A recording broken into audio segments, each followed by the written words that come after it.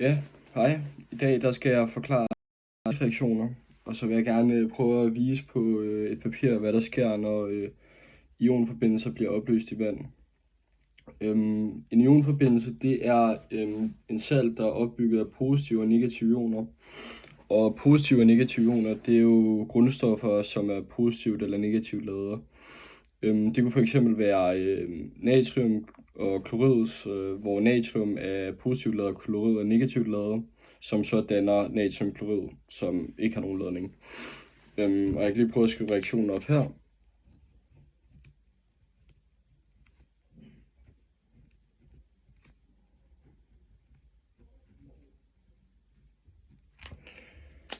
Så det ser sådan her ud. Og igen, man kan se, det er natrium plus klorid minus, som så bliver til natriumklorid.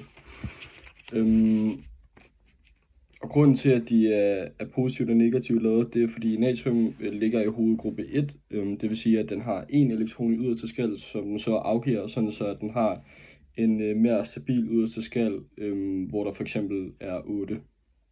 Og det samme med klorid, som så ligger i hovedgruppe 7, og derfor så optager en ekstra elektron, sådan så at den har ligesom den her stabile skal, sådan skeletagtigt.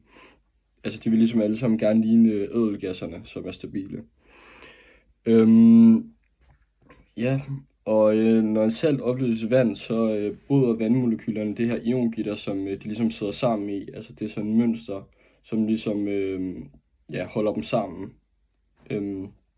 Og så bliver der ligesom spredt de her frie ioner i opløsningen, sådan så de kan gå ind og reagere. Det kan så se sådan her ud.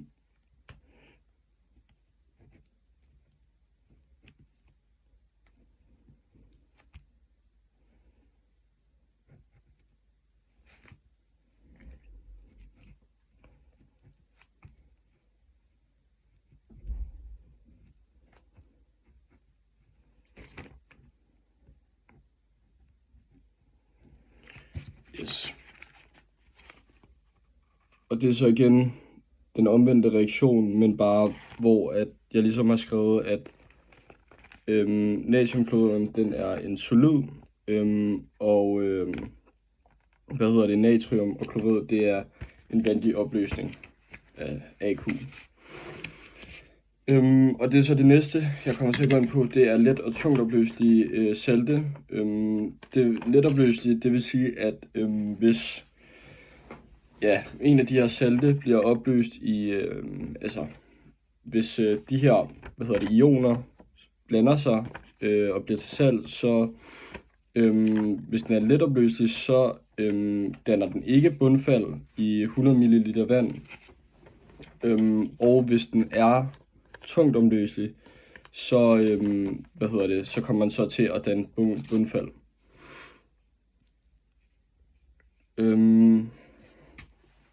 Og en fældingsreaktion, det sker ligesom når to opløste salte blandes, og ionerne ligesom bytter partnere, og så kommer der altså det her bundfald her. Og det for eksempel kunne vi se i den øvelse, vi lavede med bly og en nitrat, som ser sådan her ud.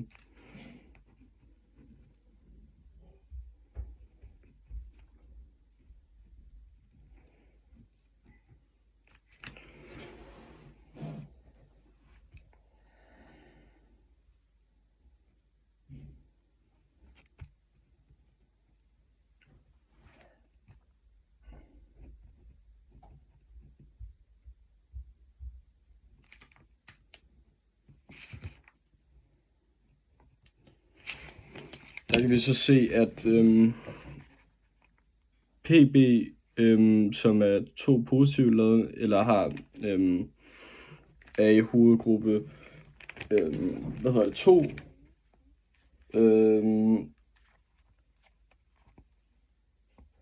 Nej, undskyld, det ved jeg ikke lige, det kan jeg ikke lige se på mit pH-system, men i hvert fald, så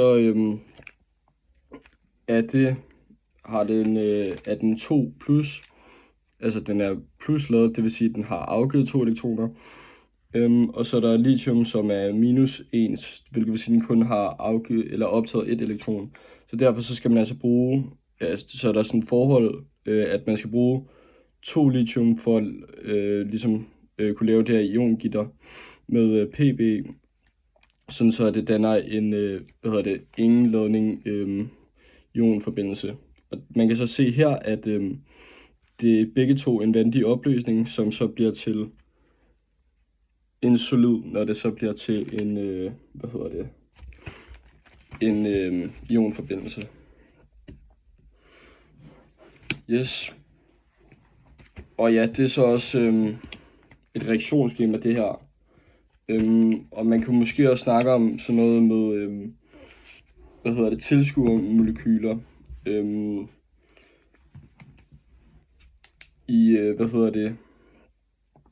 De her opløsninger, og ja, de molekyler, tilskuermolekyler er dem, som ikke er med i reaktionen. Det kunne for eksempel være, hvis det er Pb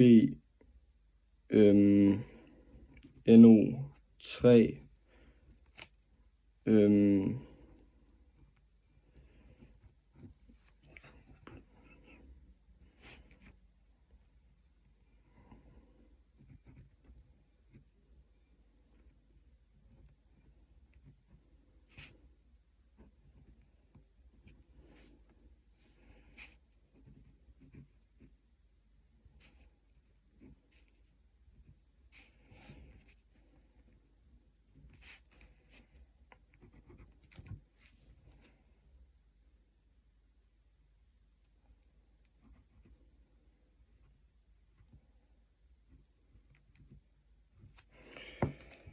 Ja, det kunne for eksempel være den her reaktion her, hvor det er PbNO3 og NaI, som reagerer.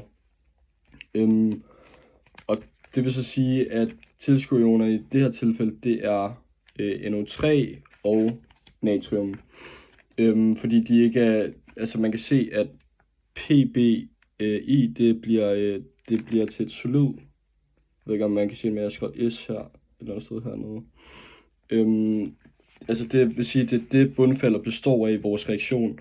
Og NaNO3, det er bare en AQ, altså en vandig opløsning i vores reaktion. Og derfor så er det ligesom tilskuerionerne, fordi de ligesom ikke er med til at lave, bundfaldet. Ja.